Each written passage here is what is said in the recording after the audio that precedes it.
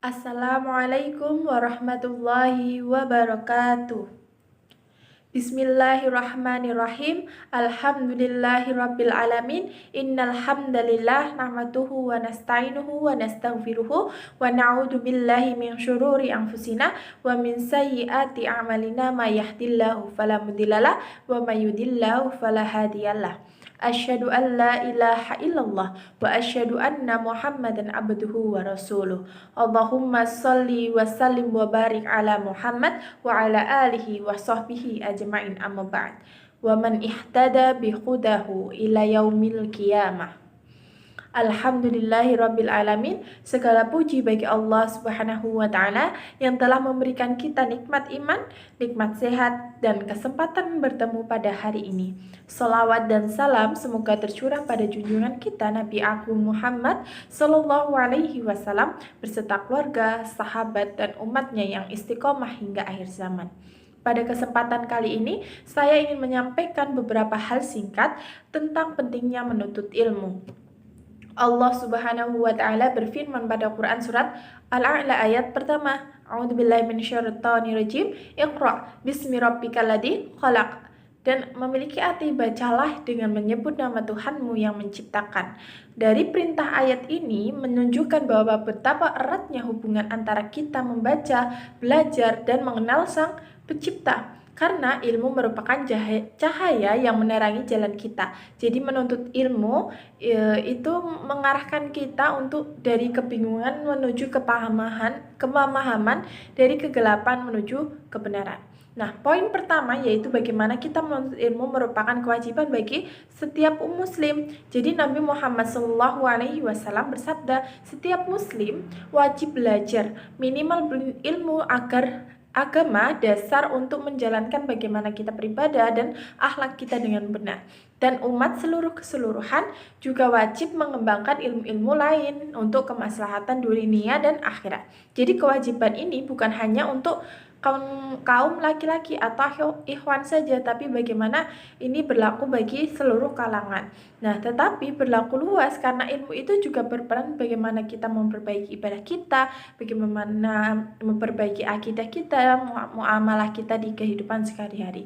Dengan ilmu kita itu bisa menjalankan agama itu dengan benar dan menghindari kesalahan yang merugikan diri sendiri maupun orang lain. Nah, poin yang kedua yaitu bagaimana menuntut ilmu itu sangat membutuhkan niat dan usaha yang sungguh-sungguh. Jadi ilmu itu tidak datang secara sendirinya, tapi ia dicapai dengan niat yang ikhlas terlebih dahulu, lalu dikerjakan dengan usaha yang sungguh-sungguh. Nah, Rasulullah itu memberi contoh bahwa belajar itu tuh memerlukannya waktu, mendengarkan dan menerapkannya. Dari perintah ini kita dianjurkan untuk tidak mudah menyerah ketika menemui sebuah kesulitan. Jadi setiap proses belajar yang penuh perjuangan dan membuahkan hasil yang berharga. Nah, poin yang ketiga yaitu bagaimana ilmu harus diiringi dengan akhlak yang baik. Jadi ilmu tanpa adanya akhlak ibarat pohon tanpa adanya buah. Jadi orang yang berilmu wajib menampilkan sikap rendah hati, jujur, dan mau berbagi pengetahuan kepada sesama. Maka kita diajarkan untuk menjadi pembelajar yang tidak sombong. Jadi bagaimana kita mendapatkan ilmu, kita berikan manfaat kepada orang lain untuk bagaimana ilmu kita menjadi berkah seperti itu.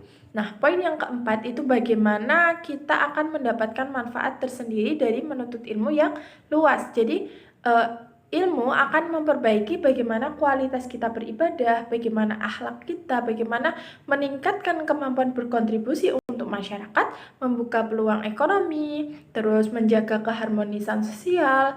Nah, dalam hal ini di era yang sekarang ini atau era modern, itu bagaimana ilmu pengetahuan dan keterampilan juga menjadi kunci bagaimana menghadapi tantangan zaman tersebut. Maka sebagai generasi muda untuk giat belajar memperbaiki pendidikan agama kita dan umum secara seimbang. Jadi ilmu itu bisa dikatakan bahwa seluruh ilmu yang kita dapat itu juga bermanfaat kepada orang lain. Karena setelah kita belajar kita tahu bahwa ini ilmu yang benar, maka aku harus memberikan kepada umat yang lain untuk bagaimana ilmu itu berjalan seiring dengan syariat Islam. Nah, hadirin yang kami hormati, bagaimana sih agar ilmu itu lebih efektif dan membuat ilmu itu tidak hanya stuck di situ, tapi bagaimana bermanfaat kepada orang lain? Bagaimana caranya? Yaitu mulailah dengan adanya niat di dalam diri kita bahwa kita harus belajar.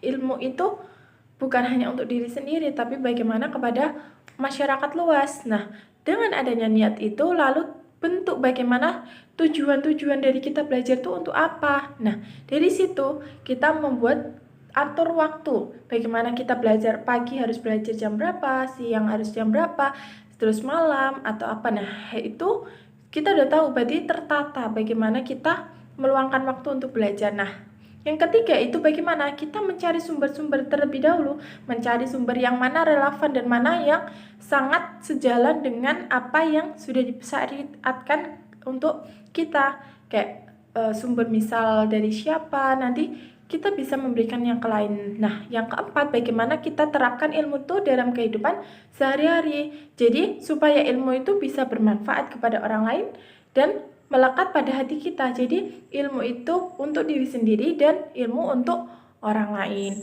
Nah, setelah kita mengetahui ini, maka sebagai penutup, marilah kita jadikan menuntut ilmu ini sebagai bagian dari bagaimana kita beribadah, dan semoga Allah memudahkan jalan ilmu bagi kita semua dan menjadikan ilmu itu sebagai penerang di dunia dan bekal di akhirat. Amin amin ya rabbal alamin.